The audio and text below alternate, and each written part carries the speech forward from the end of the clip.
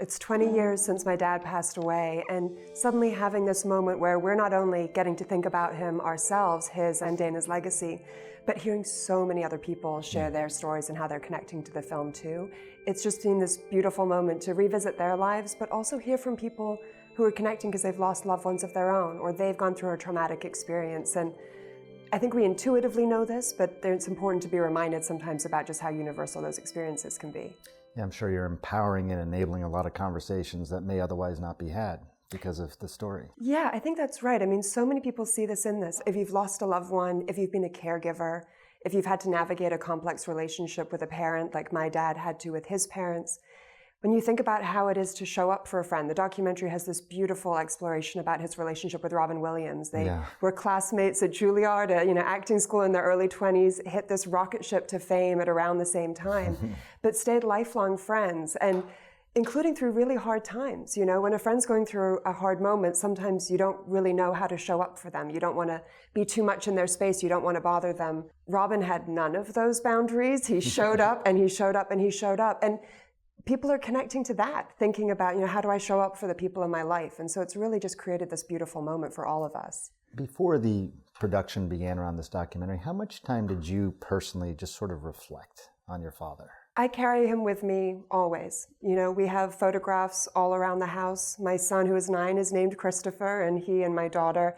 know all the stories about Big Chris, as they call him. So we keep his legacy and his memory alive in those ways. But there is something to be said for taking a moment to look back on the totality of your parents' life, whether they had the unusual life that my dad did or, more of a regular life. Looking back and seeing that whole story and really thinking, who were they? What shaped them? What did they navigate? And looking back on that as an adult, not just as their kid, but as an adult, to think, wow, they navigated really hard circumstances and they did it with integrity and with compassion and still being there and showing up for us as children. I think I have a new perspective on that now. I'm older and a parent myself, and that's been really powerful too. Yeah, it's really interesting when you're now in that role of parent to see it a little bit differently.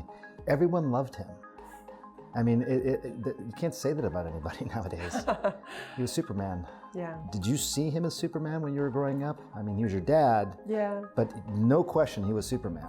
Yeah, we saw it because, you couldn't walk down the street without people stopping him and kids wanting to come up and, feel his muscles and, ask him questions. And to his credit, he was totally gracious about that. He loved that. He always felt like he was a steward of that role, that he had a responsibility to live up to the hope that people attributed to the character. And so we saw that. But at the same time, we had a totally normal upbringing, and that was by design.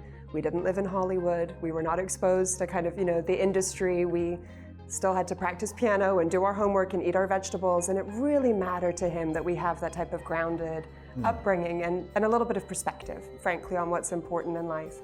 And to be honest, I think it's that strength of character that actually really shone through and made him Superman in the end, allowed him to kind of make it through the time after his accident. And when I think back about his legacy, it's that version of a Superman that resonates the most for me. After the accident? Yeah. Your father did address the DNC in 1996, and he spoke a lot about family values specifically and the value of taking care of others. That was a great speech. Was that who he was at home as a father? That was who he was. It mattered to him to use his platform. He knew that because of his fame, because of the things that he had been afforded in his life, having this recognition meant that people would connect with his story. And after the accident, he just felt this burning ambition to say, I'm going to make things better for me, but also for so many millions of people around the world who are like me and who are being overlooked and ignored. And that's a question about equal rights, about equal access to job opportunities, the ability to live outside of a healthcare facility and return home, but also about investment in medical research and saying, we're the leading innovative country in the world. We should be leading in medical breakthroughs that are going to improve people's quality of life as well. And so he just woke up with a passion every single day to fight that fight. I don't think it's the fight that he knew he was going to fight from childhood, but it came upon him. And he always used to say, in life you play the cards you're dealt. And he took that hand and he really played it and used the most that he could to try and make the most change he was able to make. He used to talk all the time about Kennedy's moonshot, that you name it and it gives something for people to work towards. My dad often used to say, my goal is to be walking by my 50th birthday. And that was only a few years after his accident. Obviously, it didn't happen. But I don't look back on that in sadness. I say that was an advocate doing his job. He was mobilizing people, he was focusing them on a very concrete goal and inspiring people to work towards it.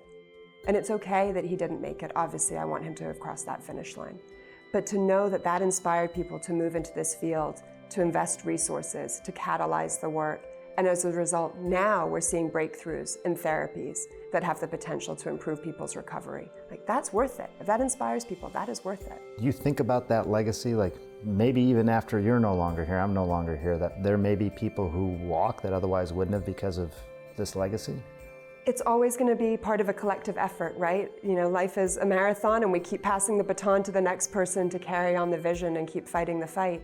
But I'm incredibly proud of the piece that he contributed to the battle, of the way that people related to him, that he was able to inspire people because they felt that they knew him, but also because he would turn around and tell them, there is a vision and we can do this together and it's your obligation to contribute your part in this effort. And that's an incredible legacy to have left.